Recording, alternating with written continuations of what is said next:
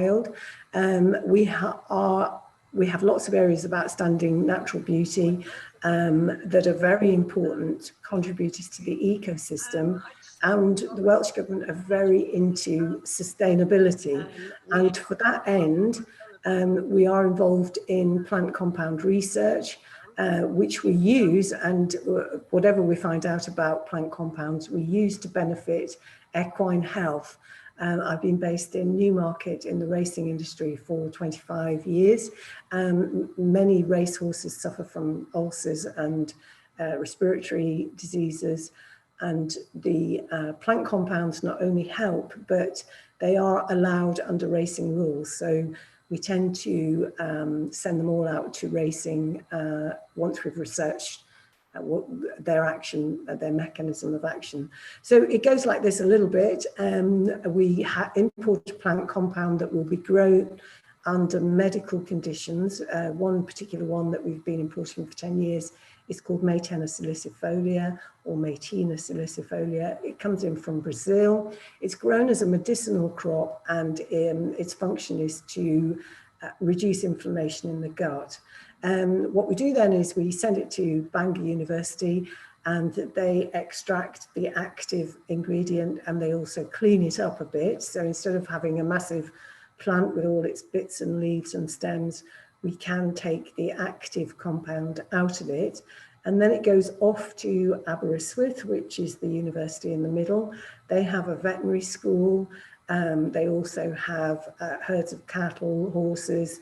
It's a real kind of centre of excellence for research in Wales.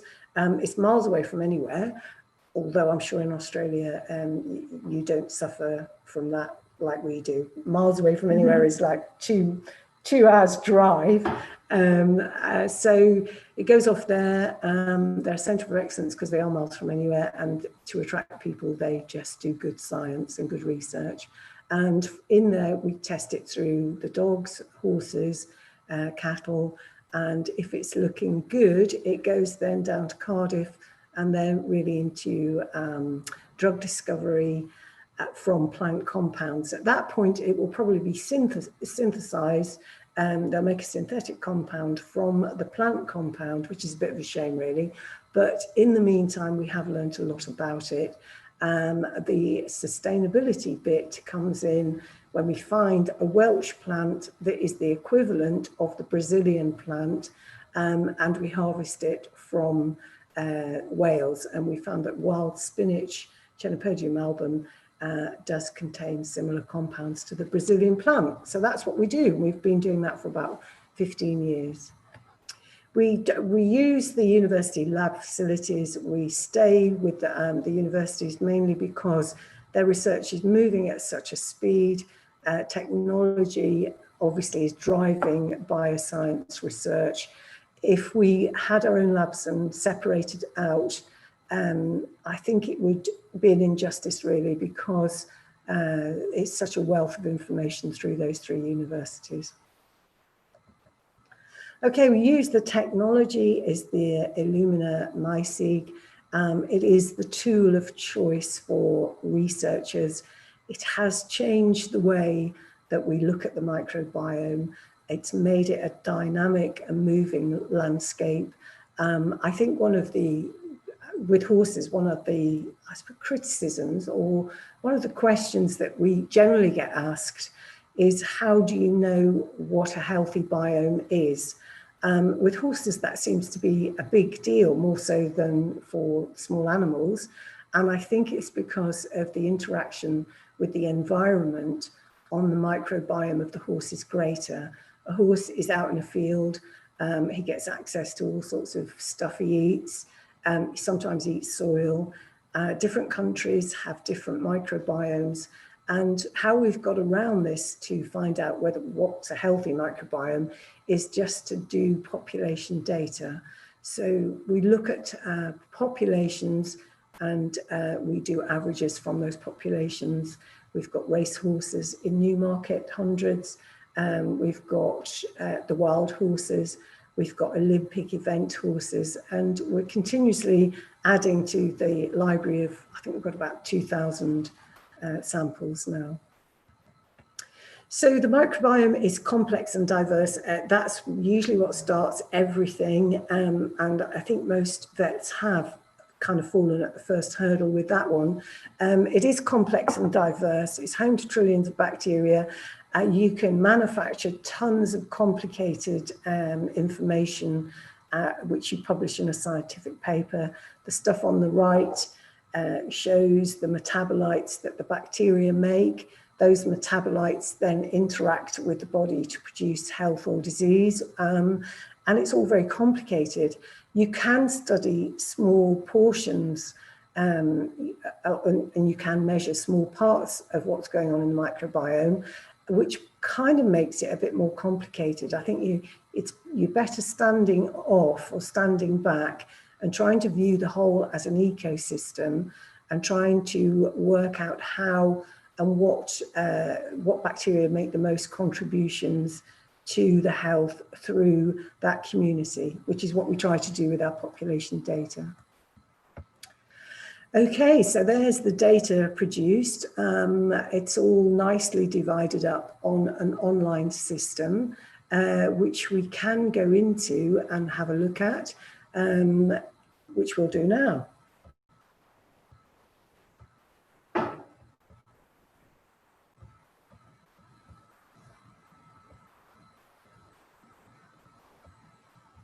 I think we'll do now, just finding it. Very good or always good? Yeah, we'll have to log in though then. Let's try that.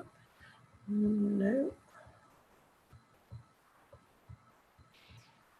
So we're seeing the spreadsheet now? Yeah, we'll leave it on the spreadsheet for a sec. Oh, hold on, I've got him. I've got it, it's okay. Sorry, we just have to keep logging in when we've had a break. Stop screen share and start again when this comes up. Okay, so stop share. Stop share, go into stop share again. And then we should be able to see Illumina somewhere. Share all windows. Here we are, here we are. Yeah, there we go. Okay, how's that? You seeing that one? Yep. Great. Okay, so down here on the left-hand side, we have a mixture of dogs, horses, sometimes elephants, the occasional macaw. We have to have 96 samples to make up a run. It doesn't matter if some of them are horses or dogs, the Illumina seems to work that out quite well. We're going to go in and look at a horse biome now. Microbiome, it comes up as a sunburst like that. It allows us, the interactive tool allows us to take a quick look at what's actually going on, what dominates the microbiome, what areas may be lacking, and also to have a quick look at the pathogenic bacteria that may be in there. We're looking for problems. I think when owners, users, they're looking, we sell direct horse owners, we also go through the vets. The vet tests will come in and they're mainly looking for reasons for the hindgut, hindgut discomfort. I know there's kind of disagreements around whether the hindgut ulcers exist or what's going on in the foregut. We get cases from vets where they've tried to treat foregut ulcers. There's been a history of foregut ulcers, but they feel there's something else going on. They don't really have access to the hindgut, and this test is really there to help work out what's going on in the hindgut. And it does it very well. I have to say it does it very well, but that's what it'll look like, the sunburst. For this horse in particular, probably got too much going on. The Fermicutes Clostridia is quite high, so we would look into what species of a Clostridia are in there and whether they're contributing to health or disease. And going further down, the report that we make is made up from the genus, this gang here, mainly because in the past it's been the most accurate information. The species has had, hasn't been always accurate in the past. It's much better now. I think it was put at 59% accurate for species, but that's improved. So we do use the species information. Some of it is better. Some bacteria, especially if you're getting horses as they come in with the carnevi, which are our wild horses. They have bacteria in there that are quite hard to classify. A lot of bacteria that comes in from the carnevi relate to actually cleaning the environment. So they have bacteria that can deal with arsenic and heavy metal, kind of not poisoning, but the presence of heavy metal in the environment, which is different to a lot of horses that are stabled, and quite interesting. So these are the genus level. We have the report will sort of classify all this and relate it to diet. And this will allow the owner to make the changes that they need to make to improve the health of the biome if necessary. We also can see in there that there are some pathogens which we look more closely into.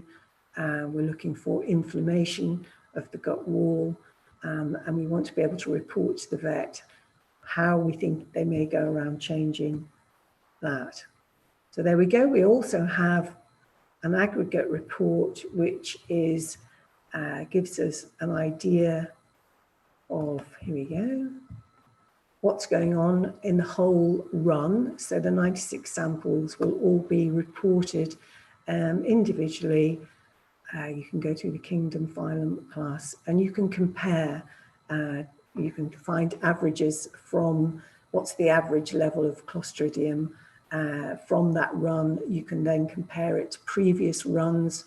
We use this information to look at what goes on through the season. You know, when the grass in the UK is very rich or high in sugar, we look at how that affects the biome. We look at horses, race horses when they're running in high level races. We look to see how they change when they're exercising and in training, and how that then impacts health. So it's all part of the data, our data bank and our library, to help us to improve what we know about the microbiome. We use this particular tool to make sure that, or to look at things that are outside the norm, really. If the closer the biome is with each other, or how it's related to each other, the closer the dots will be. So you can see these ones that are stuck out on the side are very different from this little cluster that's going on in the middle. Now, these are dogs, so that's why they're sort of stuck out at the side, and they're different anyway, so we wouldn't worry too much about that. But it's just something that helps us at a glance to say what's going on, why is that different, and have a closer look at it. And then we can compare similarities with this tool.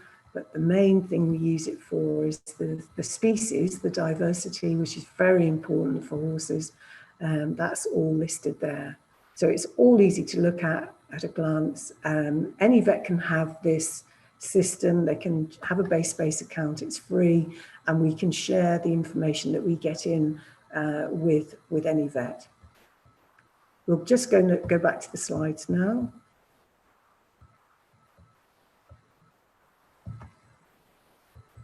Okay, there we are. We're going on. Perfect. So there we are. I'm going to keep it. The microbiome is very complex, agreed, which is one of the fascinating things about it, but you can simplify it. I think the thing is that you need to make a difference, and you can only make a difference, or one of the biggest ways you can make a difference is by changing the diet, and by changing the diet, you're changing the environment, and you're then changing the ability of the bacteria that are not so good for the biome. You're making it less favorable and reducing them, which will then increase the good gut bacteria. And that can have quite a profound effect, but it's just knowing where to start. And this is why this test is so helpful, because it tells you where, or if there's something really quite out of the ordinary, why it's out of the ordinary, and what you can do about it. The main rules really are, very simply, too many of one species can cause dysbiosis. If you've got too few, it can cause the same, especially the good gut bacteria like bifidobacteria. Biodiversity is definitely king. It creates stability in the biome and makes it resilient.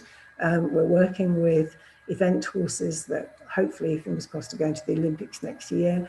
We're working on making those microbiome as stable as possible to cope with travel and the change in the diet that they will inevitably have.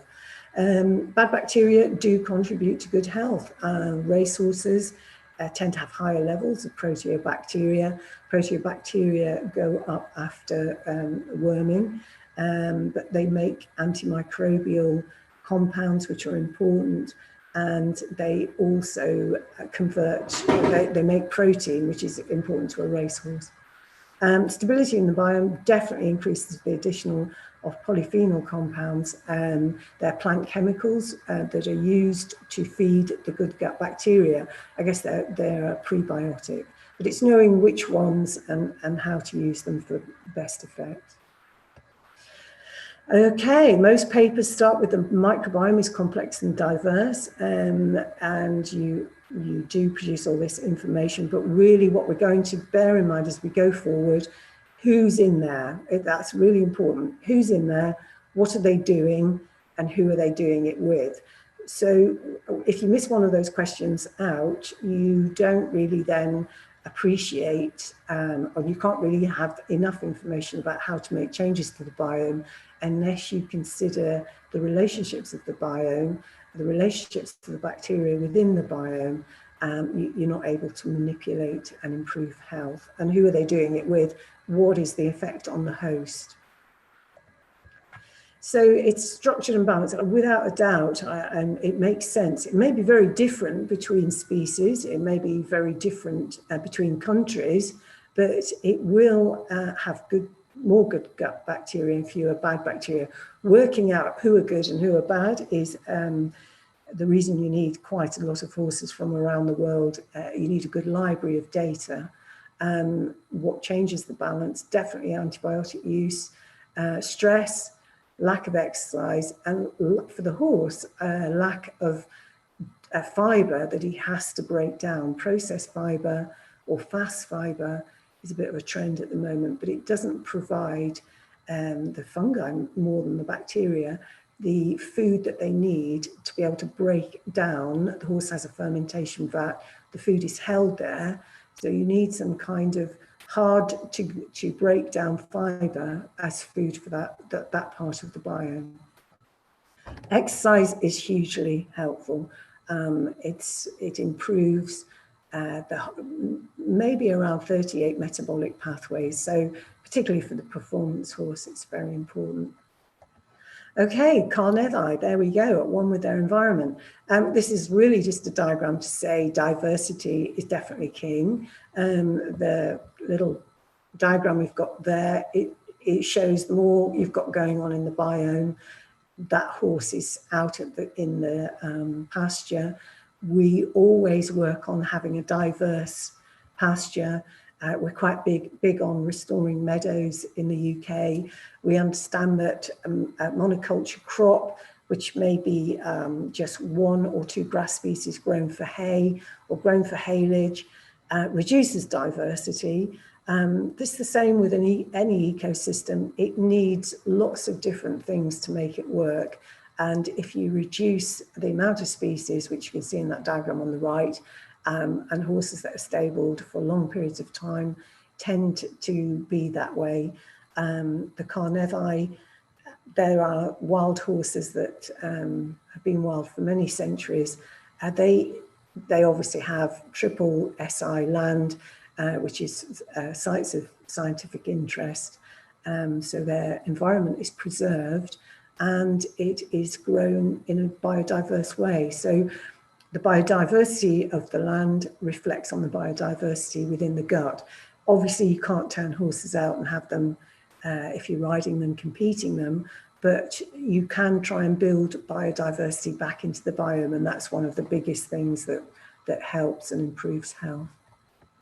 So yes, that's really what we've just said. The difference between that grass or pasture on the left is huge.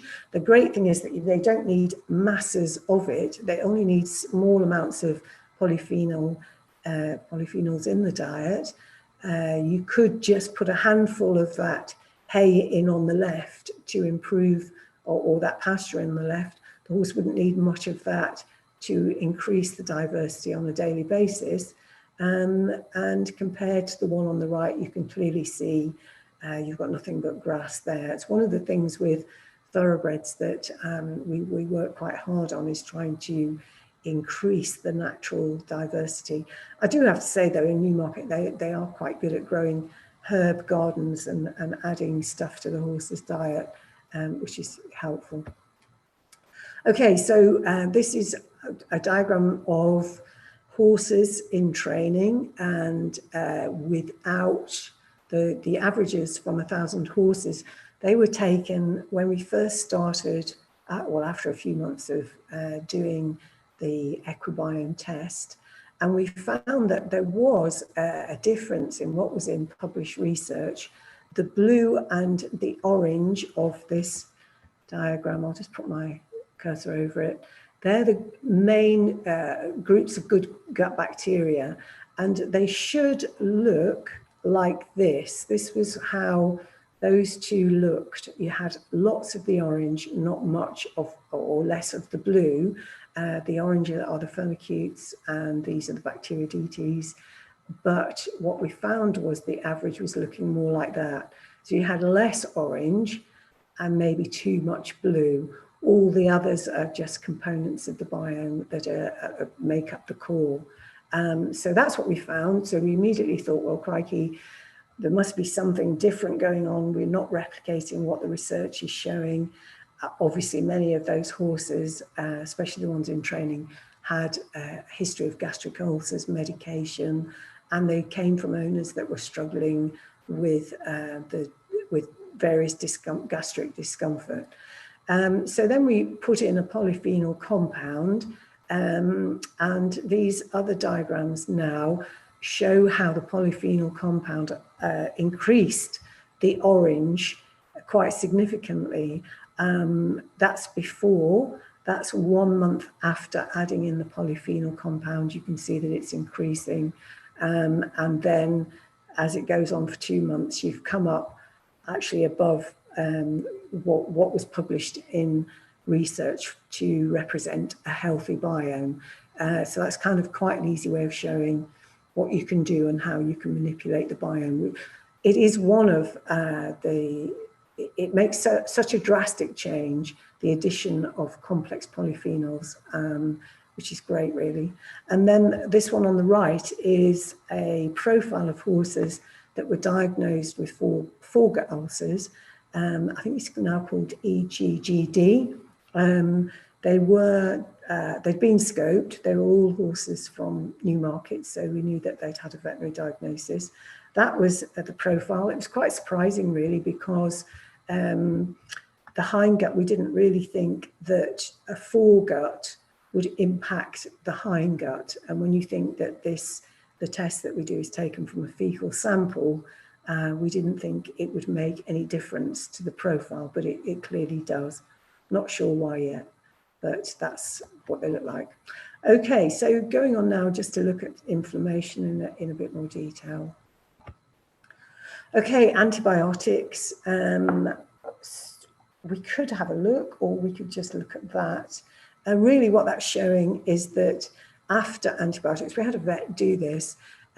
He wanted to see what would happen with antibiotics, clearly. So it's the same horse. The first one, the one on the left, is before, and the one on the right is a week after. It's wiped out all the proteobacteria, which are this section here. It's completely wiped them out, and that section has been replaced with fibrobacters that help produce a state of acidosis, and also by the Fermicutes that are translocating bacteria, and they also increase or contribute to acidosis, acid-loving bacteria. So they're the changes within a week. They did go back, I think it was about 2 months, to restore the biome, but I guess the important thing is that these proteobacteria make antimicrobials for the racehorse. They contribute to protein, they make protein. So if you were giving a racehorse antibiotics, you probably wouldn't want to do that before a race. Otherwise you'd wipe out so many of the bacteria that contribute to the metabolic pathways. Okay, that's an Epsom Oaks winning filly. I'm not sure if that means a lot in Australia. What would be the equivalent, Noam? Oaks, I guess we have Oaks Day. We have Oh, good. Caulfield Okay, Cup. so like we a have- group horse, a group yeah, horse, same. yeah, an elite racehorse.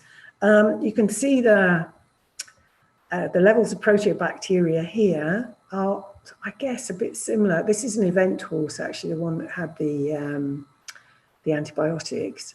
So you've kind of got something similar. That part of the biome. This is the superphylum that makes a group horse into a group horse that a group horse can't be without. They interact with the metabolic pathways, they make energy, and they're very important. And the antibiotics will wipe out those Verruca microbia as well. So you can see from that that antibiotics do make a huge difference. If the horse is competing, they're possibly not a great idea immediately before. And then you've got, what I wanted to show with that is the difference between, I might just go back one.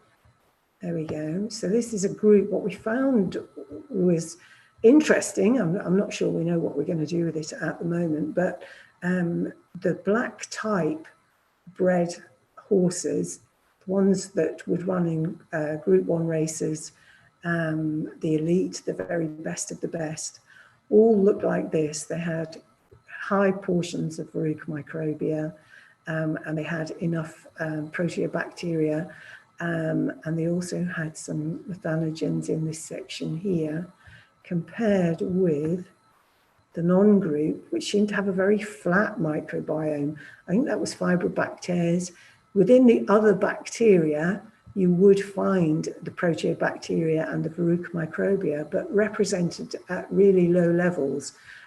So I guess if you were going to the sales trying to buy a star, you wouldn't maybe buy a biome that looked like this. You'd want it maybe containing the proteobacteria and the Verruca microbia before you bought it. And it's the same with the Olympic level event horses. Actually, they have that linked to the metabolic pathways that are very well developed and obviously very important to the performance of the horse. So there we go. We've got one case. We're seeing some interesting cases with laminitis. I think the research is looking at an overgrowth of a certain type of bacteria causes changes within the hindgut, and then toxins come into the body. I think that's the basic kind of principle. We found it to be different than that with people that are coming to us with laminitis. There seems to be a lot of different reasons why that might be so. I've got an example here of the Fermicutes treponema that adds to acidosis. This is a horse that has been with us for quite some time, probably about 2 years. I think it was the first horse that we ever did test. So we followed this one really closely. We've got lots of information on it. We've got, you know, what the vet thinks. Lots of things wrong with the horse. I think it was on the edge of being put to sleep many times, but we've progressed. The levels of Fermicutes were huge compared to other horses with laminitis. They are acid loving, so we thought that we would kind of start with that and try to change that gradually, which we have managed to do. If anyone's interested and wants to have it run it as a case study, I can just pull up all the information.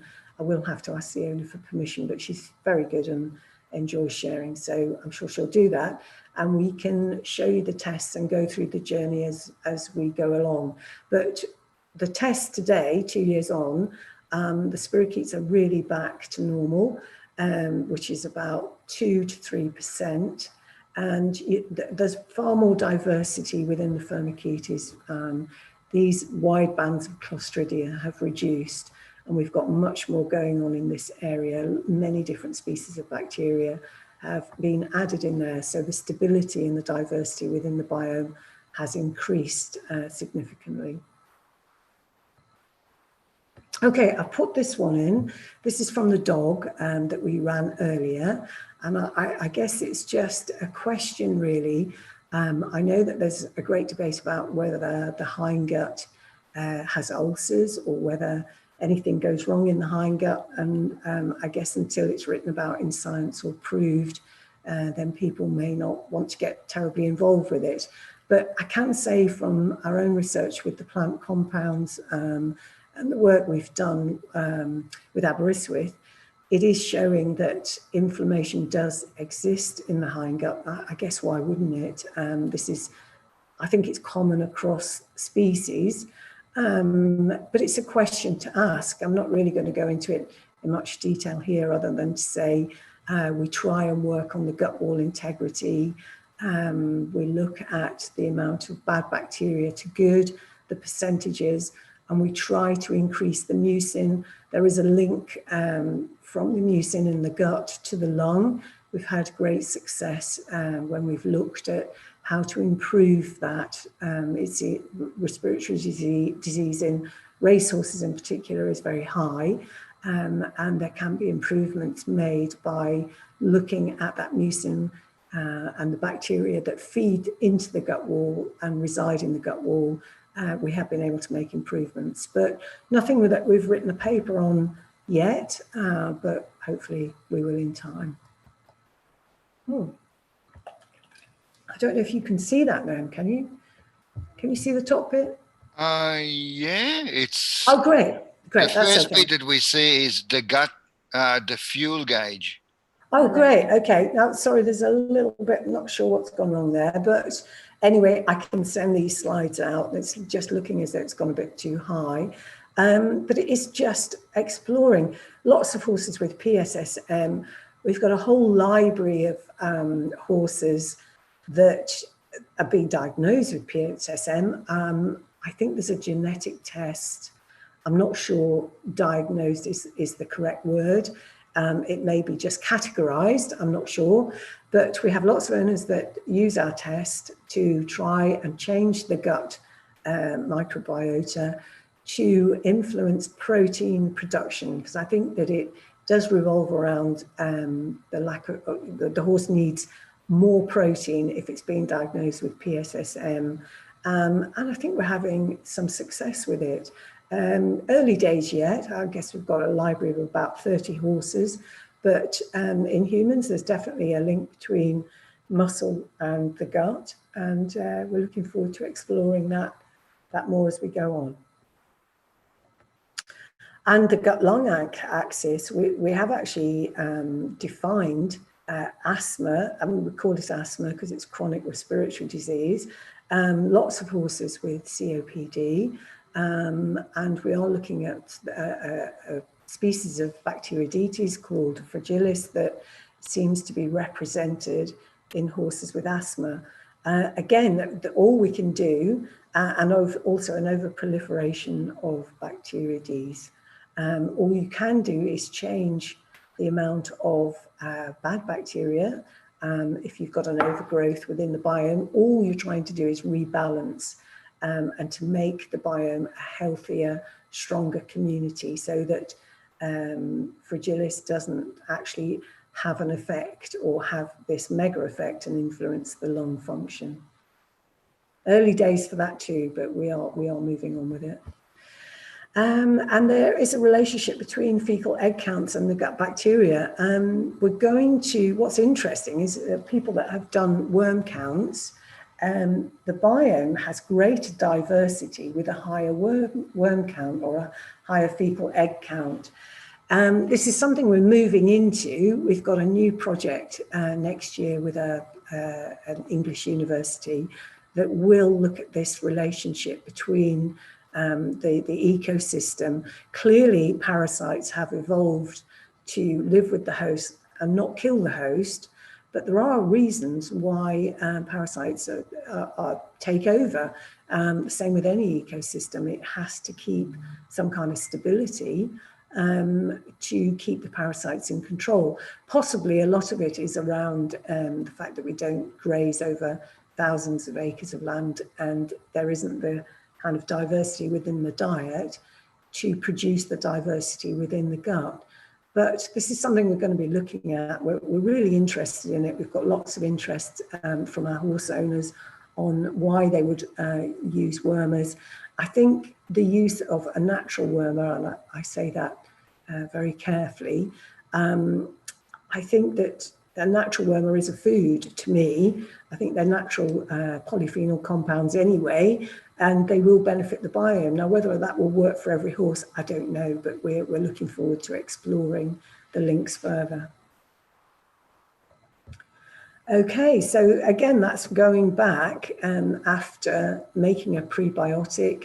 All we're looking at, again, is improving the blue and the orange are the blue is the bacteroidetes, which are classed as inflammatory to a certain extent. They are needed, but maybe they're overrepresented in that section there.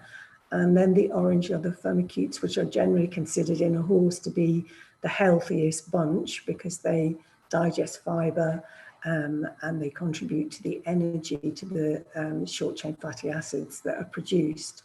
So you can see that we've increased the orange. Most horses that come in won't have good levels of Fermicutes, and we can improve that with the addition of dietary prebiotics. And for some reason, which is quite interesting, if you live by the sea in the UK, if you live along the coast, for some reason you have higher levels of Fermicutes, or your horse does. I'm absolutely no idea why, but it's an interesting phenomena. Obviously healthier to live in near the coast. Okay, so the reason the biome can be improved by adding that compound, that prebiotic, is just the massive diversity of the plant compounds within that supplement. You need inulin, tannin, terpenes, and hormonally active phytochemicals to interact with the gut bacteria. There is a real kind of language that goes on between the chemicals of plants and the gut bacteria within the biome. And if you think back to the links to the lungs, to the brain, to the temperament, it is an important factor that needs to be added to the diet. We look at mineral balancing, we look at how nutrients are digested, but the one big piece that's missing is that the quality of the nutrients and the fact that they may need to be more antioxidant in nature to actually feed and change the microbiome. And that's really something we want to major on as we go forward with research. This is a wonderful meadow in High Borrowdale in the north of England. That is a northern hay meadow, I think it's called an upland hay meadow. There's something like 50 different species within 3 foot. I think mostly now that looks like daisies, but at certain times of the year, the pasture is designed to allow plants that grow close to the ground room to maneuver and to grow, and so they thrive together. The whole point of that is that it's an ecosystem that thrives together and lives together, and it's a massively important the sort of type of food that a horse needs and really does need to feed the microbiome. So that really is just a quick slide on, if anybody wants to send in, sorry that the quality of it isn't that great, but it just really explains a little bit more how polyphenols, there's been quite a lot of work done in humans on this, why they're needed. I mean, I guess it's that thing, isn't it, where you have to eat your 5 veggie a day. I think it's 5 at the moment. A horse would need maybe 10 times that amount in different plants to contribute the levels of antioxidants it needs to live healthily. Yeah, and that's a little bit more on the types of the phytochemicals that impact the microbiome. A fascinating topic, and probably would be worthy of a different day and a different look at. And I think actually that one, I think that's the end. I think we've come to the end. Thank you very much. There's us looking for the healthy microbiome, and Sharon here to say goodbye in Welsh to you. Diolch yn fawr. Thank you very much, Carol. Thank you, Sharon. I'm just going to see if anyone has any questions. We do have a few attendees that have listened. So I'm just going to ask if anyone has any questions. Now is the time. You can just type them in the chat box or in the Q&A box. Let us know. You can always reach out to us later with any questions through email. You know how to reach out to us, and we will get back to you. So at the moment, I don't see any questions. So I hope everybody enjoyed the presentation. It was certainly very interesting, and yeah, a lot of eye-opening sort of assumptions and pre-existing assumptions that we had about how and what we should be doing with horses and what we should feed them and warming them, and yeah, really interesting stuff. So thank you very much, Carol. Yeah, welcome. Thank you everyone for listening. Thank you. No problem. I will make this available on YouTube, and I will send the recording to everyone that attended. Thank you again, and have a good evening. Thanks, Noam. Bye. No problem. Bye.